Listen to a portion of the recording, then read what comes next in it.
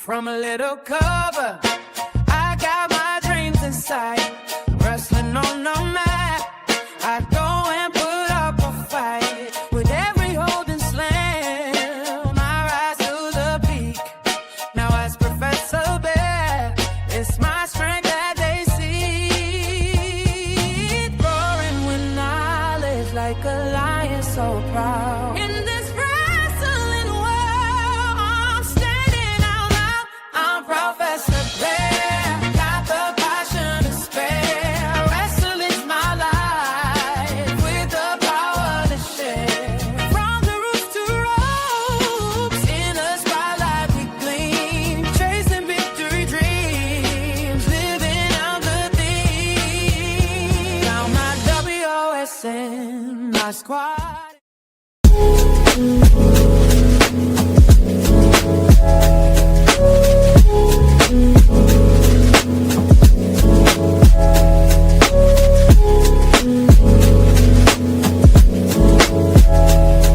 Yeah. Hey, new beginnings on the cusp. Not too old to adjust. Old dog, new tricks. Remember, I was just a pup. Something dirty in my cup. Clean soul.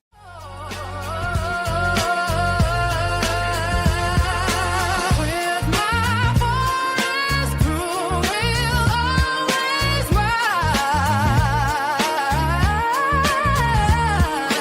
In the wrestling world, one just claim the prize.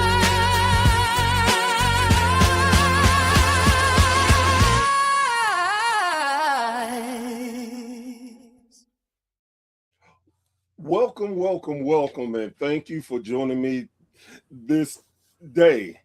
I am Professor Bear, and this is A Bear's Thoughts. And guys, girls, my thoughts for today is I'm having such an amazing time being blessed to talk to so many different promotions, and not just around the world. It's crazy. I never thought that I would be able to talk to so many different people about wrestling. And in our little bubble, sometimes we think that wrestling is just a region or just a niche in the United States, but it is definitely not, and it's worldwide. And today I am blessed to have an amazing guest from South Africa. This is New South African Pro Wrestling. Gentlemen, how are y'all doing today? Doing very well. Thank you for the invite. Oh, absolutely fantastic yourself. Happy to be here, and yeah, can't wait to just start talking about wrestling. So, one of the things that, well, let me do this because I am bad. Y'all have to forgive me. I'm an old man, so some things it takes a minute for me to get going right. But No problem. if guys, girls, you look up above our gentlemen, you see their logo. We want you to know when you go look them up, you are going and finding the right company, because again, as wrestling is worldwide, you'll be surprised on how many companies have similar names and similar letters. So we want you to get the right one. So that's it. Now, above me, you have a QR code will take you to their Facebook page. I definitely encourage you to join their Facebook page, be a part of New South African Pro Wrestling. Now, with that being said, gentlemen, the question I always start with is this: how did y'all become wrestling fans? I think most people get into it in a similar fashion. They either obviously go to a wrestling event live from obviously being taken to it from a father or a grandfather or something like that. A lot of people get into it the traditional way of just watching WWE on TV. for me, it was like that. For me, it was like that. I started watching wrestling from a very young age, and it was just something that hooked me the moment I saw it. The first time I ever saw it on TV, it was just something that just stuck with me, and I just kind of hooked me, and I kind of just never moved on from it, I guess. It wasn't as big as in South Africa. Like WWE didn't come here a lot, so there wasn't a lot of opportunities to go to live events and get into it that way. So I think the majority of people in South Africa, for the most part, they'll get into it through watching WWE on TV. So especially for me, like Matt said now, growing up in South Africa, it wasn't mainstream. No. Like, I mean, we all had like our main network, which was like SABC and ETV back in the days, which everyone grew up, every TV had it. They always had WWE showing. So I think even no matter where you are on kind of the wall spectrum, where you're like more on the low end or the upper end side, everyone had access to WWE, and I think it grew a lot of fans. And I know for myself growing up, that was where I was introduced to professional wrestling, was just watching WWE on TV. But with the lack of live shows to go to and them not really coming here that often, I never had the opportunity when I was more to see live shows or be around an actual ring or anything like that. So it was only much later on when obviously we took up arms, or myself, that's when I got I think really even for me, I would appreciation. say I became a fan of the sport from about age 4 or 5. That's when I first saw it on TV. But I think I only ever went to my first live event when I was roughly 13 or so. Like the opportunities to go to live events in South Africa were very few and far between. Wow. So, with that being said, how did y'all go from just being wrestling fans to getting in the wrestling business, especially in South Africa? I don't know. I just, from the moment I got into it, like I said, it had its hooks in me, and I kind of, as I was growing up, kind of always had that feeling that I was going to, in some way, be involved in the wrestling business. I didn't know how I was going to be involved in the wrestling business growing up in South Africa, but it was kind of always my goal to finish school, potentially go overseas to America, Japan, wherever I could get into, and kind of just try and pursue this crazy dream. Because when I was coming up through school, I had no idea how I was going to get into it. Like, I didn't know about any training centers or promotions in South Africa. Eventually, when I was about 16 or 17, I went and did the research. I phoned around, I messaged people, I looked on Google, and I did find a couple different training centers and stuff in South Africa. They weren't major or big or anything like that, but I managed to find one. I joined one, and I eventually started the process of becoming a wrestler and actually learning how to wrestle myself. And then basically on my side, right, so I was never that big into professional wrestling. I had more of a foresight when it came to business and stuff like that. And I really enjoyed the business aspect of things. But myself and Matthew, we've had a friendship that's gone back many, many, many years. And the thing about being friends with someone who's, invested their entire life into professional wrestling and done everything they can to pursue it, is that obviously that rubs off a bit onto me. Like, it's always in our conversations we talk about, it's always there. And from that, I've always kind of in a way kept up with it and always known what was going on. But for me, it was only about 3 years ago when we decided, hey, let's create something. Let's do something that we don't see anyone else is doing, and let's take it to the next level. And I just kind of said, I'm going all in. Matt said he was going all in, and that's basically where we started, with no backing, with nothing, just kind of a dream, an idea of what we wanted to do. And yeah.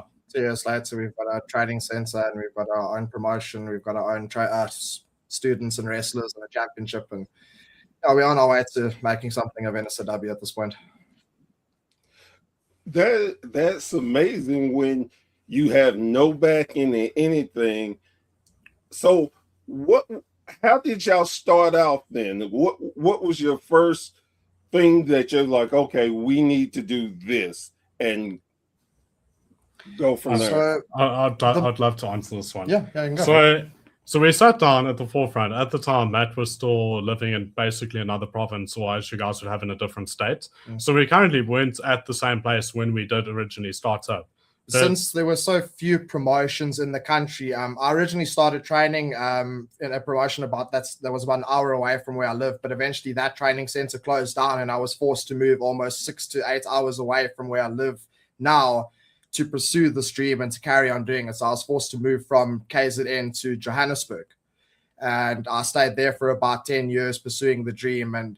But it kind of always ate away at me that I still wanted to come home. I wanted to be back in KZN. I missed my friends, I missed my family, and I was only ever in Joburg to pursue this dream. So ever since that training center shut down in KwaZulu-Natal, that region kind of just stayed dormant for so many years, and that's what put the seed in our mind for what Brandon's going to tell you. With no training centers or promotions currently operating basically in KZN, and with Matt being away in another province, he was kind of getting to the point with his journey in wrestling where he was kind of hitting a plateau and realizing that, hey, he wants to kind of do something of his own, and he wasn't really seeing eye to eye with what a lot of other promotions were doing.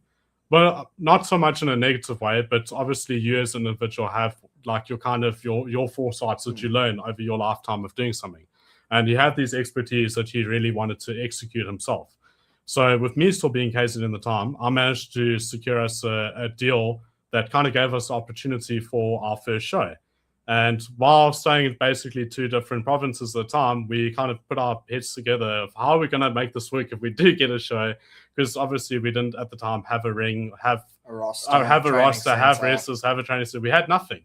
So within the course of 6 months, we put our heads down and we're like, okay, what do we need? We need a ring, we need people, we need obviously the fundamental understanding of this, and we got to put it together. And 6 months of incredibly hard work and stress put us in the position to have our first show. And from the first show, that went, I would say, was a great success. We sold out our hall. We had an amazing turnout for it. And we really showed that the region of KwaZulu-Natal really wanted this type of entertainment. People loved having the professional wrestling. And we're so aware that it was even in South Africa. Yeah. So from there, basically, that kickstarted everything from us. From there, it was, okay, now how do we secure a full-time ring? How do we secure a training center so we can grow some guys locally where we are to get into the business? How do we take it from there only being 2 wrestlers in the whole of KZN to having a whole roster to perform shows with? So it was just taking things off and physically growing from the ground up. And within the last 2 years, we've worked with massive networks for a documentary that happened on one of our guys. We've produced over 6 episodes for national television, the same channels that we essentially said we grew up watching wrestling. And we have managed to create almost 15 wrestlers at this point who have an active training center which they go to every Friday. So it was kind of just a slippery slope. Still a lot of work to go, but we're happy with what we've been able to do in the last 2 years. Yeah, just a lot of risk. So what was your first thought when y'all were able to secure your television deal, that you were on the same station that you all used to watch WWE on? What was that emotion when y'all first seen what y'all birthed in the same setting? I think for us it was more of it was kind of surreal, because a lot of these things happened kind of in a very short space of time. We didn't have a lot of time to really process or think about what we were doing, besides for how we're going to execute what we're doing. Because now here's the opportunity. How do we make the opportunity work? There's no time to kind of contemplate it. It's just, okay, we need to produce something. We need to do it. So for the most part, and I think I can speak for both of us when I say it, we didn't think too much of it. We kind of we did it. And it was only really afterwards when this product came out. At the point we were at, we weren't really expecting it to be presented to us, so we weren't really prepared for it, but it was kind of just presented to us, and we weren't going to pass on the opportunity to have our product on TV. So in the span of 2 months, we kind of just had to put on a show, figure out what we were doing, record the show, edit the show, and somehow get a TV ready. Get it functional. And so we've kind of up back. I mean, we didn't have full budgets, obviously, for editors, full production staff, or anything like that. We did everything in-house. Everything had to be in-house. So we had to produce something that we thought would be quality enough to put on a national stage. And we just kind of went for it. I think the surreal part really kicked in afterwards when the episodes eventually aired, because there was about a 6 months difference from when we handed stuff in and we did the shows to when it actually came out to national TV. And I think the surreal part was sitting down, and you grow up knowing that national TV is a big deal, and it's like there's that surreal, like, oh my goodness, we're on TV now. This is kind of a big deal. Just worrying how it's going to look. And just hoping that everyone appreciates it. And then it's only at that point you're like, oh, well, I could have kind of brushed my hair better. Or, I mean, smaller things. It's the small things that then eat at you. But I think the the things that you would worry about, but other people won't really notice, because you just want a perfect product. Very, very ecstatic and very grateful for the opportunity that was given to us. And really, it has helped us come a long way from where we started. But we really, we would not ever take it for granted. If I were to ask you all for advice, I want to start a promotion. What advice would you give me?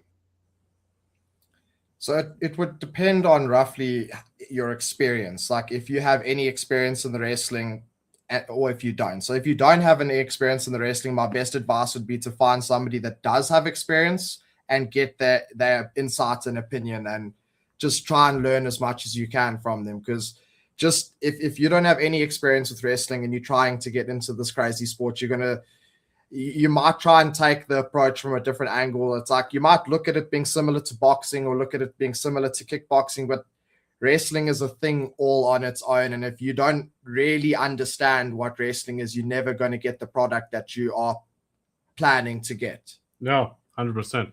So the best thing is you need to have somebody that knows what they're talking about or just has that experience. I think that's my biggest thing, is that if I were to see someone who came to me with advice and said, okay, how do I start my promotion? How do I get into this?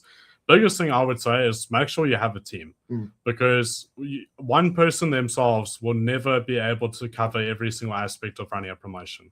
And it's why with us especially, we've had an easier time doing it, is because we've been able to bounce ideas and conflicts on each other.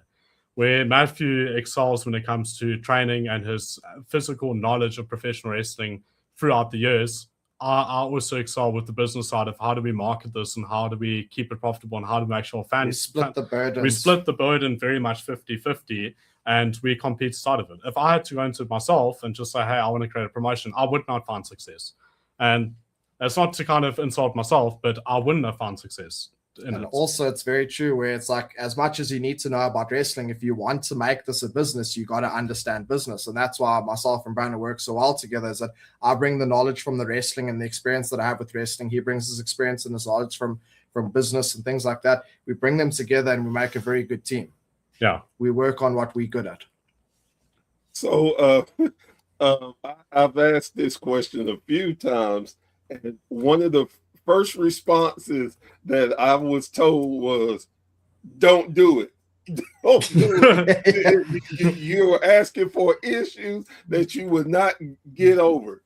So I laughed, of course, but then they were like, no, I'm being serious. He's like, if you do this, it's a couple of things. One, you got money just to throw away because you will not make a profit at the beginning.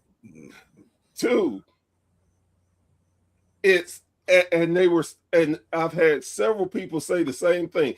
With everything that goes into doing the promotion and running it and everything, they wouldn't give it up for anything in the world because they love wrestling. I think it takes a very special person to be a professional wrestling promoter, because what you said is very true. Like, if you don't have a deep love, if you don't have a deep passion for professional wrestling, and you're entering this purely from the perspective that you want to start a new business and you want to make money, it's not going to go well the first couple of years, especially if you don't have that passion and knowledge for wrestling. Like, that's at the end of the day, when you're not making money, when you're not paying the bills, that's the thing that keeps you going, and that's the thing that keeps you around. I think a big part of it comes into it that even if someone has, say, a lot of money and they also have they have all the knowledge, I think owning a promotion and getting into the industry requires even more than that. It requires the right situation and the right timing. Because I feel like if you especially, and I know this happens a lot with the States, wrestling is very, I wouldn't say oversaturated in America, but there's a lot of competition. Yeah. There are a lot of promotions. There's a lot of people vying for the same goal, the same idea. Fighting over the same audience. And you're fighting over the same audience. Not only are you fighting over some giant ones like WWE and AEW and stuff like that, but you're also fighting over every other small indie promotion that's trying to stand out and be unique. And you've now got all that competition. I think for us, we had an easier job because competition wasn't as tight or hectic in South Africa. So we had a better opportunity to be able to get into it. And I don't think that would be the same for a lot of places. But that's not to deter someone. It's that if you truly have a unique idea, I and think we run into slightly different obstacles we would than have- you would in America. we have different problems because obviously we've got to create a new fan base. Obviously, in America, you guys would be worrying about trying to stand out to the already oversaturated market that you have, where it's here, we're trying to establish a sport that is previously unknown in South Africa. Unknown in SA. As much as people know WWE, they just don't know it as a local product. For them, they can't comprehend, okay, a Saturday night could look like me taking my family to go watch a professional wrestling event live. For them, it's just not there. They know, okay, I can sit at home and watch it on TV. But that thought of, I can go there, it can be a physical thing, is not something here, really. And that's constantly something we're always facing. But once we have that fan base and we are able to change that mindset, which will take time, South African wrestling will be in a better place. And that's not just up for us, but it's for every promotion. I think the last couple of years of the South African wrestling's been doing very well. We've had the last 2-3 years has been the best couple of years that we've had in South Africa over the last 20 years and just trying to grow the sport. Yeah. And I think with that being said, I said now, if someone wanted to ask me how do I create a promotion now, I'd say, hey, there's a bit more of a template to follow. There's a bit more of a guidance to see how you can make it work. Whereas I think when we started, I don't think there would be a lot of people that would have suffered the things we did when we started this business and stuck around, because professional wrestling, unless you're number one right at the top, it's not going to make you a lot of money. It's not. You've got to have an audience. You have to have a crowd. You got to have a game plan. You got to stick to it. And you got to make sure it works. Got to have your venues. You got to have your knowledge for maintenance on that ring. You've got to have a team and a crew. And people that sometimes say, okay, hey, this show did badly, but I'm still going to come back next week because I really love it, and we're going to keep trying until we get it right. And you got to have that in the beginning. I think big investors, people come in that might just have a lot of money. They are going to see the financial drain aspect in the beginning, and they're going to rather go invest in Starbucks or something that's more safe. Whereas wrestling in the beginning is not safe. So you got to have a love and passion. You got to have a love, and you got to have through those first couple of years. You got to have balls. You got to have balls to also just take the chance to do it. So, explain to me and my viewers, what is the style of wrestling that you all do? I'd say what we try to emulate, it's a bit of we don't just take influence from one place. So I would say like South African wrestling draws a lot from WWE. It draws a lot from Japan wrestling. I'd say those are the two main influences. We take the storytelling, the character work from WWE, but we also like to take the sports presentation from, say, a New Japan Pro Wrestling and kind of take an AEW approach. It's pretty similar to, I'd say that's basically AEW style. Have the storytelling, have the characters, but also try and present it in a bit of a more sports-based presentation. So I'd say South African wrestling is a bit like AEW. I think a big thing that puts South African wrestling aside to, say, other countries, because it is very different in different countries. And I think for us, because our fan base are very young when it comes to, watching professional wrestling live, we've got to cater to that. So sometimes you can't get so caught up in your stories and what you see overseas that you've got to realize that you're dealing with a very new crowd who's just kind of getting into it, and you've got to cater for what they're going to enjoy. So a lot of South African wrestling is very, I would say, toned down. It's not as theatrical as, say, WWE, because our crowd here right now wouldn't accept that. Maybe in 10 years' time they will, but right now they still grasp in that understanding of, hey, I'm watching some decent entertainment and I've got to follow the story and these guys have a purpose. That a lot of people do come to a wrestling show now with that expectation that I'm watching a live fight. I'm coming to watch boxing. And That's the thing. And it's not what it is. It's not. It's not like so much with the American audience where it's like they understand what wrestling is. They appreciate it for what it is. A lot of the times in South African wrestling, you got to get the majority of the crowd watching there, sitting there wondering like, okay, this is professional wrestling. That's not going to be their reaction. They're sitting there wondering, okay, is this real? Is this fake? Yeah. Because their only experience is basically WWE on TV. Yeah. And your main goal is making sure that they kind of go home and say, I kind of enjoyed it enough that I'm going to come back to the next one. So you're too scared to kind of push something a bit too extreme so that they're like, well, I knew it was fake like WWE, wrestling is bullshit and don't come back, because that's not what You you want as a gotta promotion. look at You've what gotta- audience you're about to perform in Yeah. front of, try and evaluate them, and give them a product that's not going to put them off. Yeah. And I think that's the biggest way we are different to other countries. Does it feel good to be more of a the standard in South Africa? Because like you said, y'all don't have a lot of wrestling companies that came before you, so you're getting to set the pace and the tone. Is it exciting to know that you have it like that? It's stressful. It's stressful. And the thing is, there's not a lot of blueprints to follow. So often we find ourselves doing something unique, and we try to look how it would work here locally, just to find out, okay, we might be the first doing that. And then you kind of have to deal with that dilemma.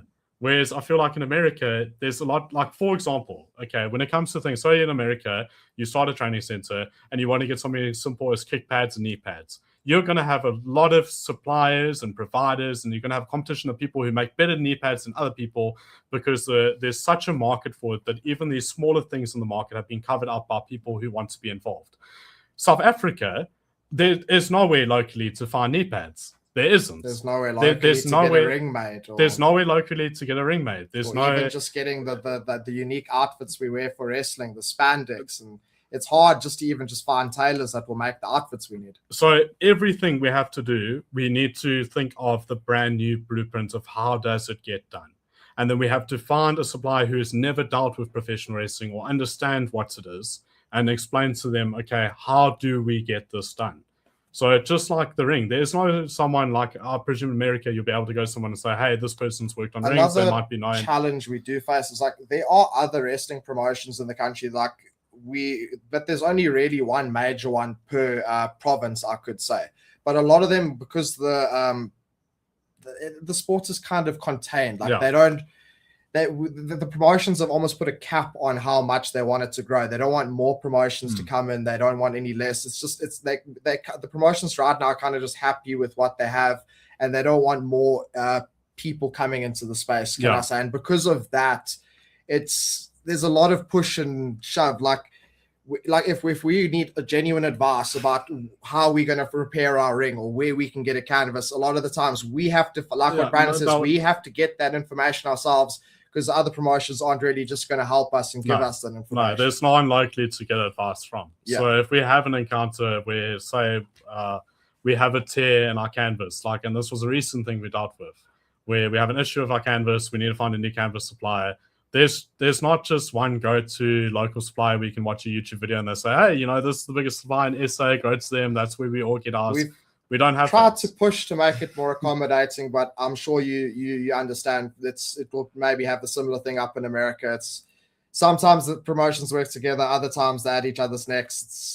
They're all vying for the same fan base, and they want to be the top dog. And everyone wants to be the top dog in their country. With SA Wrestling being as small as it is, everyone is so close to being that number one promotion, and that's just how it is. So when you have and I think currently right now we are sitting about 6 or 7 promotions in the country, realistically.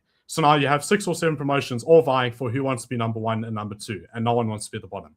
Whereas now if you had a market of, say, 150 to 200 promotions, people kind of settle a bit easier with there, because there's clearly a better one, clearly like a worse one, and everyone else kind of sits in the middle. Whereas, if you end up helping that promotion, you do give them that advice. There's always that thought in the back there that could be that last step they needed to overtake. To currently be the ones revolutionizing it.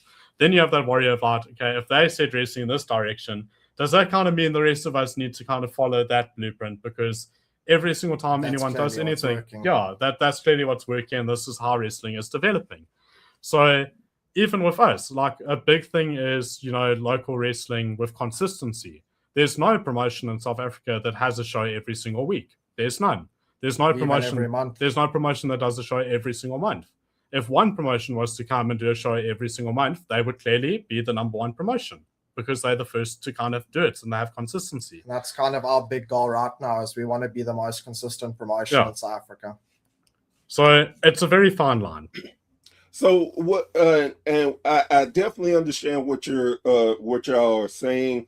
It puts me kind of in the mind of um, when I grew up in the 70s, late 70s, early 80s. It was still the territorial system, Yeah. and Yeah. you dare not go into someone else's territory to try to build, because it would start fights, wars for the same fan base. Yeah, And that's Yeah, exactly how it is. South Yeah. African wrestling basically hasn't left the territory days. Yeah, It's basically it's very much, we are in KZN, we've got our territory, there's guys who've got Cape Town, guys who've got Joburg, and each territory kind of operates and does their show there. you don't People want to don't like, conflict or go into each other's territories. Yeah. It's basically the territory days. Yeah, and what's crazy to me is how you all like we talked about before we even went live, how y'all are far behind from where we stand in America, but I see where y'all are headed and some of the pitfalls that may come with it. For me, and I understand business is business, that wrestling business, but then in the same token, there's enough room for everybody to succeed if we are able to get on the same page. Yeah. As I far agree. as 100%. right, 100%. if we it's get on the the same approach we page, tried to take. Yeah, Like, The thing, oh, I'm sorry. no, I was just going to say, like, if one promotion does well, all promotions do well, because at the end of the day, you bring more fans in, and fans can enjoy everyone's stuff. Exactly. Ideally, most of your fans who watch WWE are also going to watch AEW, and they're also going to keep up to date with New Japan, and they might also have been fans of Lucha Underground. They're going to kind of follow everything because they just love wrestling. a good example is the territory days were at their best when the NWA was in full effect and everyone was united under the NWA. When all your championships had the same people kind of vying for it, and was There was more one of a, major belt and everyone worked together to Yeah. push that company. so Right. yeah. And see, that's where I see, like, even no, I'm not asking for your secrets and none of that, but if we can work together, just like you said, the basic stuff. Ring, hey, we get our rings here, we do with this, what do y'all deal with? Hey, I think we could work together to get things better for both companies, for all companies, if we're just able to have a real conversation. Sometimes I think we end up making it harder and want to, and this is something that I really believe in. When you monopolize something, you diminish your money, because Yeah. look Yeah. at WWE from when WCW and ECW went out. They had a monopoly, and it was some of the boringest times in wrestling. It's the whole reason that SmackDown came around is they killed all the competition. They needed to create their own. Right. And when they did that, though, the sense of it is, wow, you have no competition, so you're going to make your own, but then you don't follow your rules. You come do different things, you change. Just like today's product for me, they're two separate brands, but everybody shows up on anybody's shows. They get title matches. And it's like, what happened to the damn rule? You have a rule, why won't you follow it? So there's no guidelines, there's no standards. It's just whatever we need for today's episode. That's what's going to happen. Right. And I think that now they are lucky. I think one of the best things they ever did was acknowledge other companies, because now you may lose a few people trying to see what the other competition is like, but in the same token, you can bring more. You can get more new fans because, they won't be afraid to mention WWE on their product, on their shows, and they'll be like, oh man, They've been here a while. Let me go see this. I think there are benefits to anything, but when you start monopolizing anything, you are setting yourself up for disaster. I think it's a big thing because I feel like, especially with South African wrestling being in the points, and it might go for a lot of other countries that also have a growing professional wrestling scene. I don't know how it really looks in places like Taiwan and I've spotted a lot of Northern Africa and stuff. I know they're all kind of in the same boat when it comes to growing the sport. But when you start already taking a fan base that is still getting into it, they're still trying to appreciate it and still growing a love for it, and you already start yourselves with other promotions competing to the point where you're willing to halt the growth of the sports because you don't want someone to monopolize or get ahead or have control over something, you're kind of stopping your fans from just actually fully investing. And it's the same thing. Like, by us, say we have a problem with our ring, no one's going to want to really jump on and say, hey, we'll help you sort that ring because, if we don't, there are going to be people who are going to lose that territory that goes down. Yeah, it's a territory that goes down. They're not looking at it saying, hey, those are fans that are going to, they're going to potentially lose this interest in wrestling. And we ourselves are losing a global market share of just love of the sport. Or there's no positive Kinship. there's no kinship. There's no, and for us, that's kind of what we're battling against. It is difficult. And I understand why it is the way. And for ourselves, we are guilty of certain things. Other people are guilty of their things. But that is the state of it. I think the biggest positive, though, from WWE starting to mention other promotions, though, is that it's increased the size of the universe, the wrestling universe. Because before, everybody, it just be WWE. Professional wrestling, what's that? I know WWE. But they in a way shrunk their own universe because people only knew wrestling through WWE. But now it's like there's AAA. There's New Japan, there's AEW, whoever they mentioned on their product, it just makes the wrestling bubble seem much bigger than it ever did before. Yeah, definitely. I definitely agree with all of that. Would y'all be open to have wrestlers come in from the United States to work? Yeah, 100%. We would love it, yeah. Be awesome.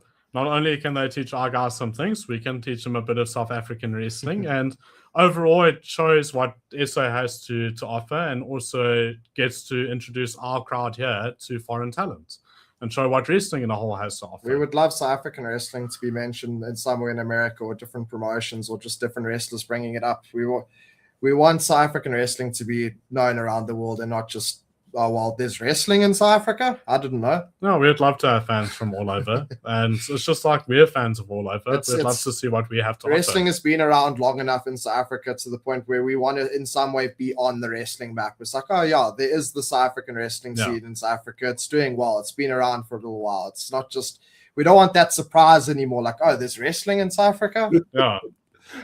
I'm not going to lie. When I was doing my research, oh shit, there's wrestling in South Africa. Exactly. Like, oh, exactly.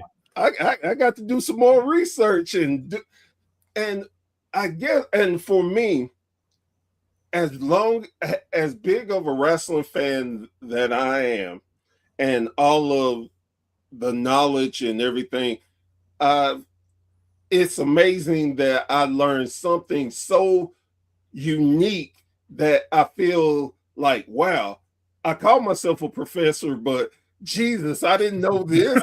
What kind of professor am I? That's the thing. I think most people and I think it's especially when it comes to wrestling fans, right? You get a lot of people say no, I'm super knowledgeable. I'm an expert when it comes to wrestling. They'll never know it all. They'll never know it all.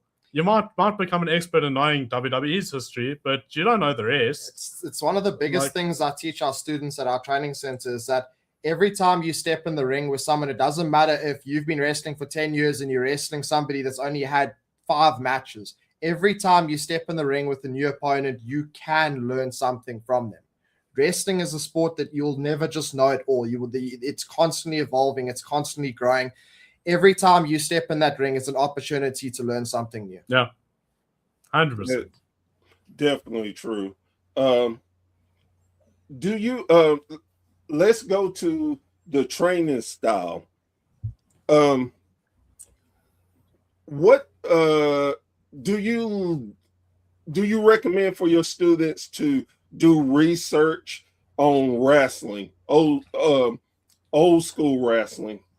Yes, it's it's not something that's very popular with other promotions. I've basically been to every promotion, every training center besides for one big one up in Cape Town, but I've gone and experienced all the different types of training styles in South Africa. I've seen what works, I've seen what doesn't, and I've kind of developed my own style through learning all the things that I have learned. But a big thing for me is just understanding the psychology and the formula of professional wrestling. Because I often say you can teach a monkey how to do a body slam, how to do a backflip. Like, the moves at the end of the day aren't the hard part of wrestling. It's understanding the psychology and the theory. So every Wednesday night on Discord, we will get our guys together and we'll watch old wrestling matches. We'll watch like some Jim Cornette, or just we will watch wrestling content and get them informed about old things that have happened, current situations, and just teaching them what is storytelling, what is psychology, what it means to be a wrestler, more than just doing the moves. Yeah. A big thing is, like Matt said, you can teach a monkey to wrestle. I mean, a lot of basic wrestling, and if you look at a lot of very, very old school wrestling, none of it is what you kind of see today, where it's very acrobatic and there's a lot of front flips and triple flips and stuff. Old school wrestling was very much about the heart, and it was very much about it being grounded, and you have legends, and it's about how do you take two men and you make them seem like they mean more than anything. How do you get thousands of people to want to come and watch these two men battle it out and see who's better? And that's where wrestling really started. And that's a big thing we want our students to understand, and we want them to learn, is that it's not just about, okay, which one of you is the most athletic? Why are these two guys in the ring? Yeah, why are these two guys in the ring? Why should the crowd be invested in you? Why should the crowd bother to bring their families and come and enjoy you? How do you get them to engage? How do you pay respect every time you get in the ring to what professional wrestling is? And how do you create a product that's going to be a positive in the wrestling world than rather being a negative? Another thing I often tell our students is, at the end of the day, if you just get in that ring and you don't have a goal, you don't have a story you're trying to tell, you don't even know who the face or the heel is, you guys are just getting in there to perform moves. At the end of the day, you are just two guys pretending to fight in the ring. Yeah, and no one wants. That's not what professional wrestling is. That. You need to tell a story. You need to engage with the crowd. There's a lot more to wrestling than just the moves. Yeah, it's I would love to give you something for your students to look at. As the growing up in the 80s, one of my favorite groups were the Four Horsemen. Yes. One of the greatest feuds that I personally, and I put this as my match over any match ever. And that's saying a lot because there have been great matches. The psychology of it was so amazing that not only the psychology, their work, they used everything. It was just, to me, one of the best works of all time is Magnum TA and Tully Blanchard. Mm. And it culminated in a I Quit match. Okay. They used when I say they used everything, they had chairs.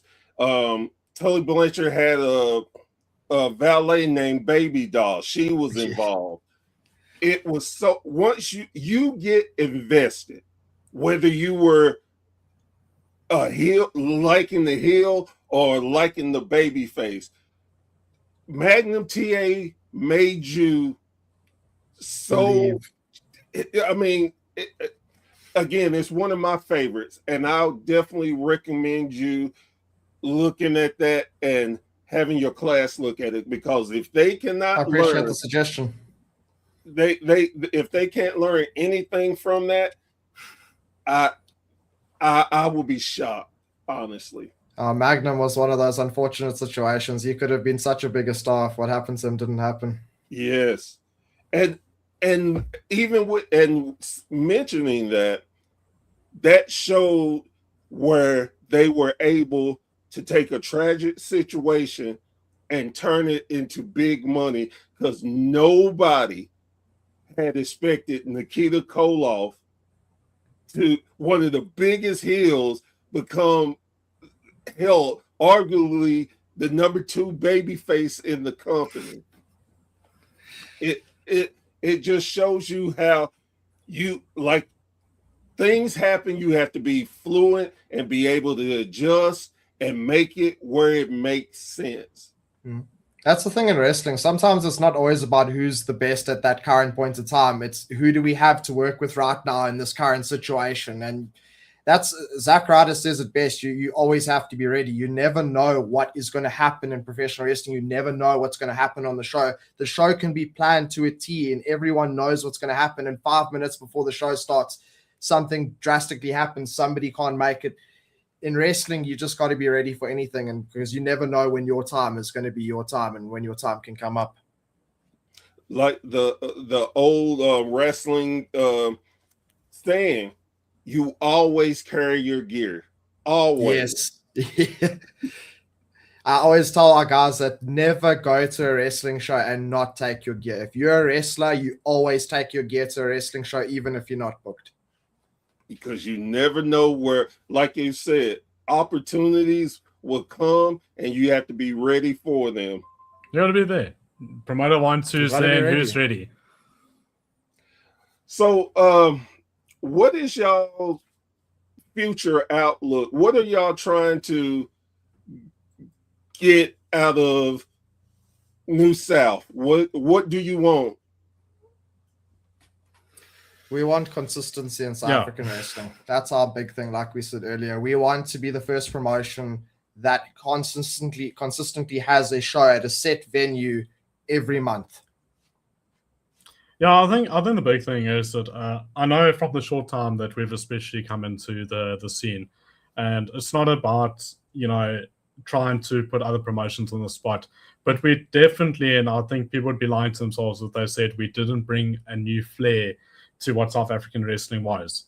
And I think we helped create a bit of a competitive atmosphere, because I think gave a lot of new ideas. Yeah, a lot of new ideas came in, and I think a lot of people I think a lot of people started to come in. Were like, "Hey, you guys are young." A lot of people didn't bank on us doing well at the beginning. Yeah, so we've come in with a lot of new ideas and really having a new way of wanting to do things. I think it put the pressure for South African wrestling to get better. And I must admit, some of the other promotions are doing really great. In recent years, some of them are phenomenal. I would say they keep us on our goals, and we're constantly waking up and be like, hey, these guys have done this. We want competition. We've got to step it up. This weekend we're working. We've got to step it up. We want competition. It's good. But I think for us, what we really want long term is just to keep growing South African wrestling. We love it. We want the fans to keep loving it. We don't want people walking around in South Africa saying there's wrestling in South Africa. Yeah. I didn't know that. Or we don't want people when we approach someone and we speak about professional wrestling, we don't want someone to look at us confused like, what is professional wrestling, until we tell them WWE. Yeah. We want them to say, we want the sport to become established. We want this to be a thing that stays around, that's consistent. That's loved. It's a high hope to ever get it to the American scene. You guys have done amazing work. I mean, but we want the sport to just be established and consistent in South African wrestling. Even if we can get it to like a 10th of what America's managed to do, we'll be happy. It would be nice if, say, in 10, 20 years' time, there are like another 50 promotions, because there's just people that passionate that they want to take the risk to open up their own thing. And I'd love to see a new generation come in after us and see how they innovate and build upon what we've done, because we've had to innovate and build upon what the guys have done before us. And I think another big thing is I would really like more training centers. And I think there's only 4 training centers in the whole of South African wrestling. Wow. Yeah, only 4. And those, if you want to become a wrestler, you have to move to one of these provinces. You either got to go to Cape Town, Joburg, or KZN. Even within the provinces. Or PE. I mean, South Africa is big. We're not like Europe, where like even in the UK, it's 8 hours to go to Scotland. Here, it's 8 hours for us to go from KZN to Joburg, which is probably like it's our neighboring province. It's not even across country. So to say that we only have basically 4 training centers, you can imagine what it is like, say, living in an area. And I've experienced it myself, where when the training center in my province shut down, I had to move my whole life to another province. More than 8 hours away, and that's the closest one. That's not even across country. That's just, one province over. So I know what it's like to have to leave your home in order to pursue this dream, and it's something that I would wish to alleviate on other people in South Africa. I don't want people to be forced to leave their home just to pursue wrestling. I think even just having multiple training centers within the same province would be great. Yes. Because even now, like we are basically set around Pietermaritzburg, which is the capital of KZN. But there's also Durban, which I would say is arguably a bigger area because it's on the coast. Everyone knows Durban over Pietermaritzburg, even though Pietermaritzburg is the capital. But with that being said, between Pietermaritzburg and Durban, that's still like an hour and a half drive, depending on how traffic and stuff is. There's not a lot of people that will take the risk to travel an hour and a half to get to training, because it's dangerous on the roads and stuff like that. So already right now, we are fortunately a lot of people who are in Durban, they don't even take the risk to come down to one-star training because they see it out of their reach. But the likeliness of having a training center within 30 minutes of where everyone stays, it's just so unlikely right now currently in SA. And it will boost the number. If we did manage to pull it off, it would seriously boost the numbers of wrestlers. I mean, we have guys like, not that far away from us in Hillcrest saying, oh no, I'll wait until there's a training center in my area. And we suddenly are like, that's just an odd area outside where we. It's just a situation we have to deal with every day. We will get messages from people around South Africa, and they'll be like, "I stay here. How can I become a wrestler?" And a lot of the times, you kind of have to reply to them. Well, it's like, if you want to be a wrestler, you have to move here, or here. Yeah. We often get messages from someone who lives 6-7 hours away, and they're like, "Oh, I want to join NSW. How do I join?" And we're like, obviously, we know they're not trained because there's only 4 training centers. And if they went to a training center, they would be a part of one of the already set promotions. So we know when it's someone so brand new, if they live 8 hours away and they're still asking how do they even join the promotion, it's a thought of like, we really want to help you. We would really love to give you the opportunity. But as a promotion, we can't fly you here, pay for your accommodation, and then pay you a full salary to wrestle for us, because you still need to train and learn. And no promotion in the indie scene has that capability. It's not even a uniquely South African thing, but I guarantee there's not a lot of American promotions that's going to just fly someone to the promotion and pay for accommodation. I would say boxing and MMA is a bit more developed in the country, where it's like there is 1 or 2 big MMA promotions that most people try and get into to perform. But with that said, there are still 2 or 3 MMA gyms in each city. Yes, everywhere you go, you will find 2 or 3 in any city you go to. We'll find MMA gyms. So that's kind of where we would like to take professional wrestling. It just needs to be more attainable. Yes, and I think I do know.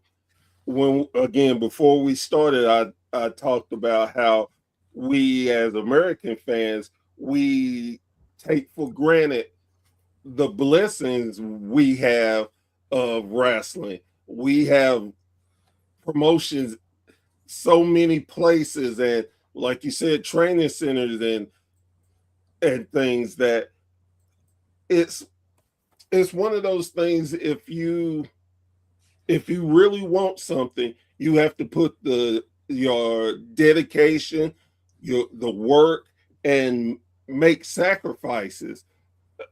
Like you said, you wanted to be a wrestler so bad, you moved to that city. Mm-hmm. When it closed down, you moved to another city. You were determined to do something meaningful in the wrestling business, and that's what it takes. Honestly, with anyone, no matter where you live, what country you in, if you have a desire to do something, you got to be able to put in the work, make the sacrifices, and understand that you're getting blessed to learn the business, because there was a time in the States, man, you dare not tell the secrets. You would get beat up for leaking secrets of wrestling. And now and again, maybe it's because I'm an old man, but certain things I dislike seeing and people Like knowing. WWE Unreal. Yeah. Oh, I have not watched that show. I'm not going to watch that show. I care less about that show. It's.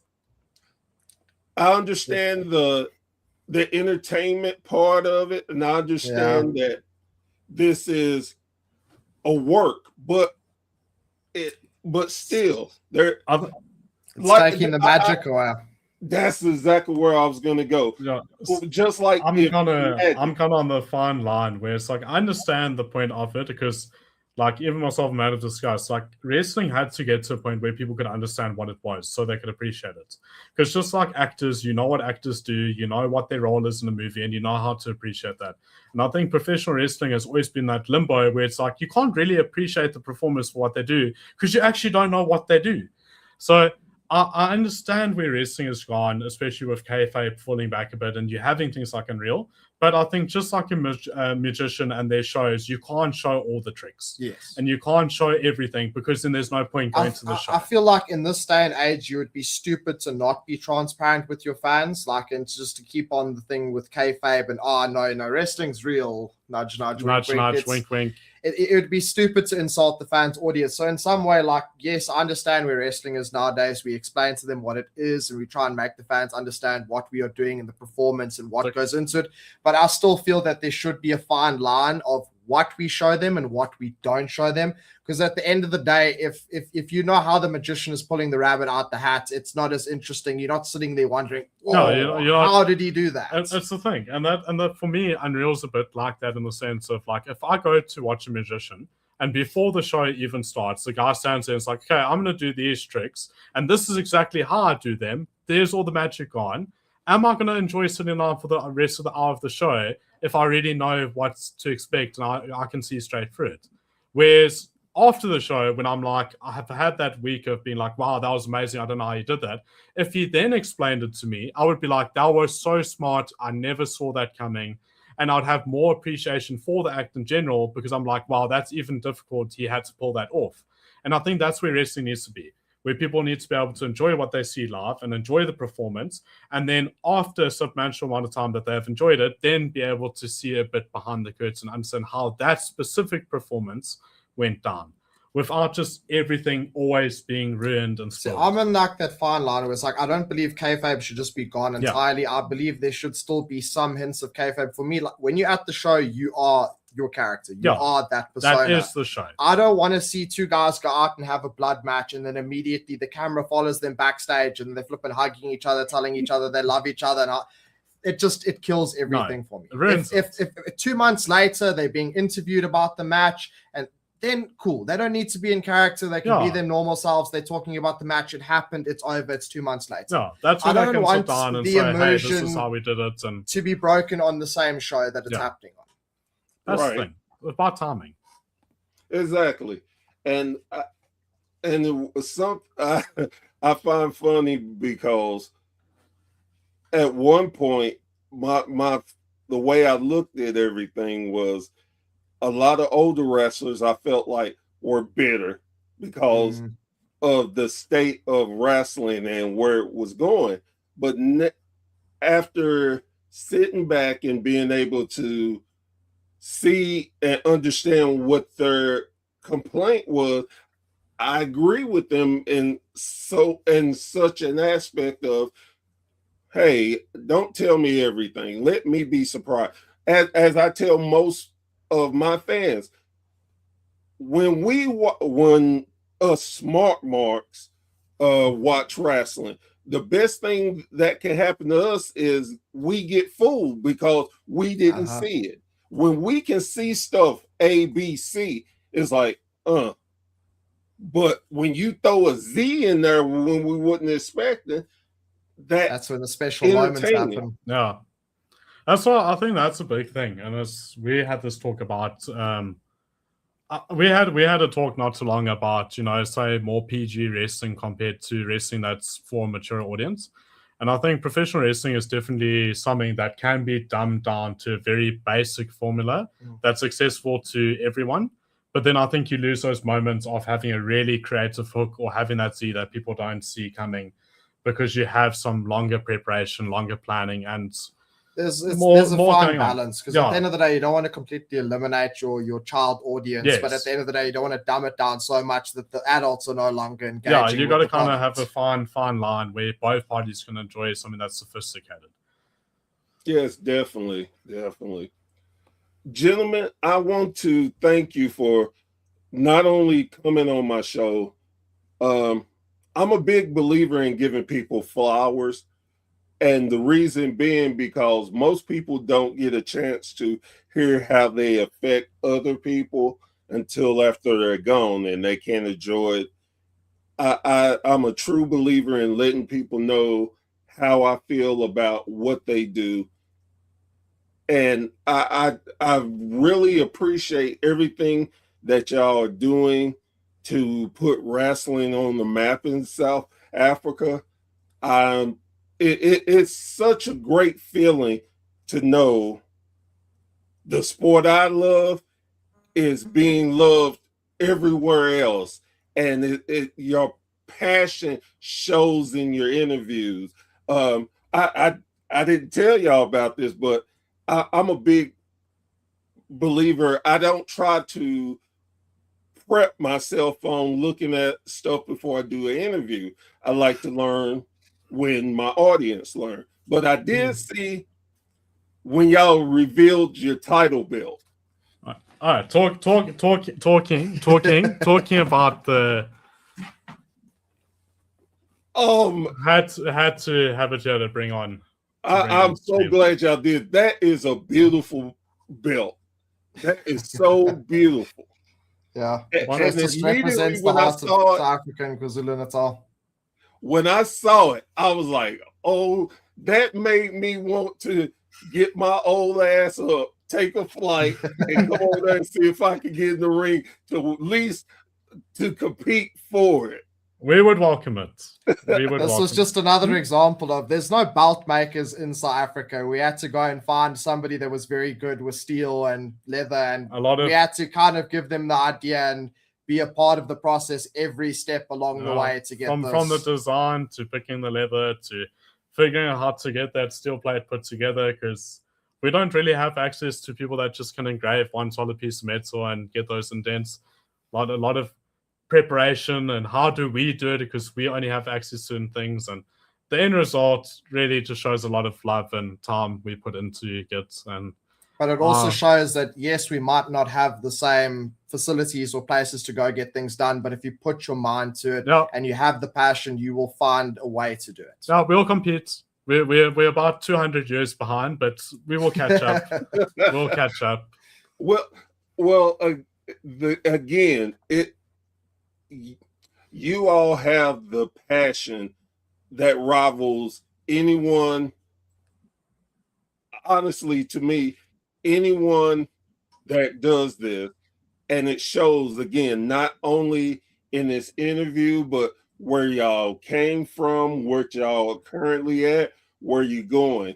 And that means a lot to us true wrestling. And so for me, from not only from your fans and my fans, but for everyone, thank y'all so much for doing what you're doing and continue success. We thank you as well for this opportunity. We like what you're doing as well. We like that you are spreading the word about South Africa or wrestling around the world, and we appreciate what you're doing, trying to connect the world through interviews like this and teaching people about what's happening in the smaller countries like South Africa. And we wish you all the best with your future success with the show. 100%. And then for all the guys from NSW that are here, I see you guys popping up all the time. Please go ahead and follow and subscribe to this lovely gentleman. Like he is doing something for the better of professional wrestling, and we want you guys to support it as much as we want to support it. Hearing more stories from a lot of other countries like South Africa that have a more underdeveloped wrestling scene. 100%. Maybe in a year's time we need to come do an update and tell you how far we've come in a year's time. Maybe. I just was gonna say, y'all know y'all got an open invitation, right? 100%. We appreciate it, and whenever you want us back, we're happy to come back. 100%. All right, guys. Again, thank y'all so very much. Thank you. Thank you. Guys, girls, thank you for joining me around the campfire with another amazing interview. Again, wrestling is such a worldwide phenomenon that sometimes we often forget that there are other people that love it just as much as us. And man, spread that love. Again, you can Google the latest TikTok crap. No offense, TikTok, but you know, I'm just saying, take that time to go outside of where you are and look up other countries and look up different promotions. And the thing is, some of the most beautiful things that we are blessed because I can sit here and start watching South African wrestling from my home in Tennessee. You can find it. You can, if you put the time into it, you can find it. You have all these streaming services, which WSN will be back very soon. But had to throw that cheap plug in. Gotta do it. Gotta do it. So, guys, girls, yes, definitely that. And before I go, I always leave this message. This is such an important message. It's a simple thing to say, but very, very true. And this is what we need to do. Support your local wrestling promotion. I cannot express enough how much it means to support local promotion. As we say, be lacquer, support local. That's how we say it. Be lacquer and support local. You get to see young talent that are trying to strive to get to the majors. You see talent that are just happy to be doing the sport they love. So, and one of the best things about it, you can go into it with money and come out of it with money. It's not going to tap you where you got to mortgage your house, car, and your first kid just to see a match. So, again, please support your local indie wrestling. And with that being said, I'm Professor Bear. This has been a Bear's Thought, and we'll catch you around the campfire very, very soon. Y'all take care. Thanks, guys. Thank you.